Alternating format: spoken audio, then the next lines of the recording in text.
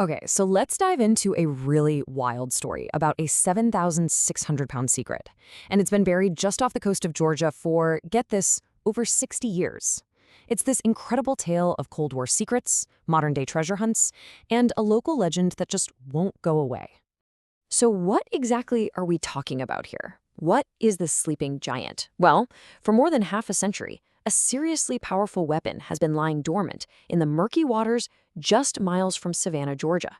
It's a forgotten and kind of terrifying relic from the most dangerous days of the Cold War. You heard that right. It's a Mark 15 hydrogen bomb.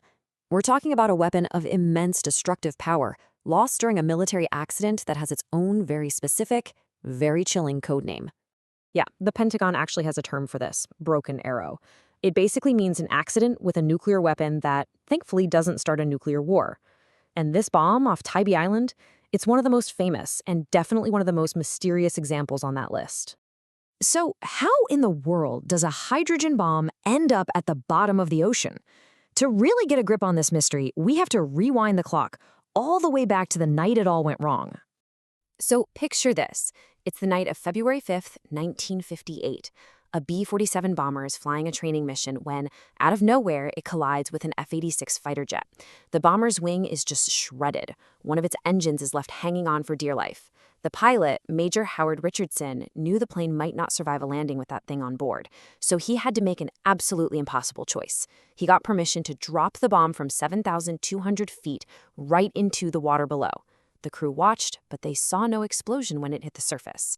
And this, right here, is where we get to the central mystery. It's the question that has fueled this debate for decades. What exactly was inside that bomb when it hit the water? Was it a live weapon or not? This is where it gets really interesting because you have two totally different stories. On one hand, you've got the official Air Force line. For years, they've said the bomb was just for training, that its plutonium core, the nuclear trigger, was replaced with a harmless lead dummy. But on the other hand, the pilot himself, Major Richardson, is on record saying it was a fully functional weapon. And he wasn't the only one. Check this out.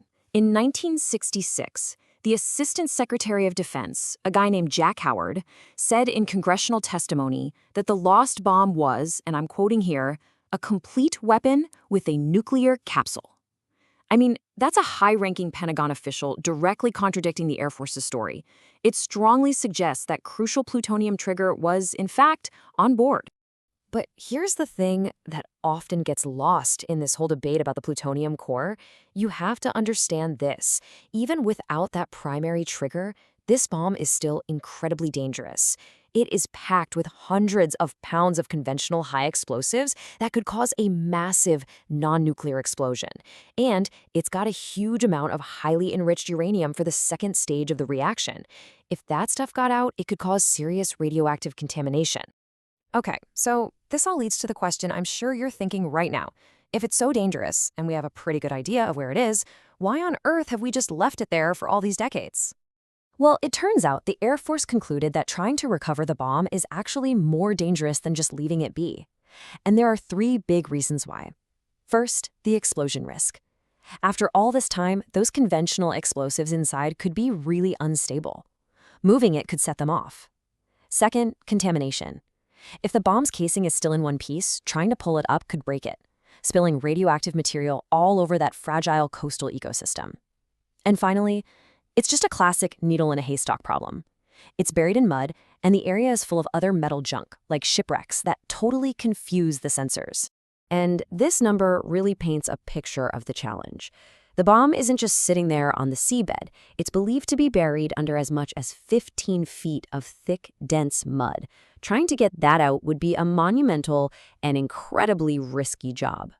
So where does that leave us today? What's the legacy of the Tybee bomb? Let's take a look at how this Cold War relic has settled into its new, and what seems to be, its permanent home. The official government policy today? It hasn't changed. Let it lie. They monitor the area for any spikes in radiation. But other than that, the decision is to not poke the sleeping bear. Over the decades, the bomb has pretty much become a silent neighbor. It's a piece of local folklore, a chilling bit of history resting just 10 miles from the beautiful, historic city of Savannah. It's become a permanent resident of the Georgia coast. So the final question is still hanging in the air. Is the Tybee Island bomb just a contained piece of Cold War history safely tucked away in the mud?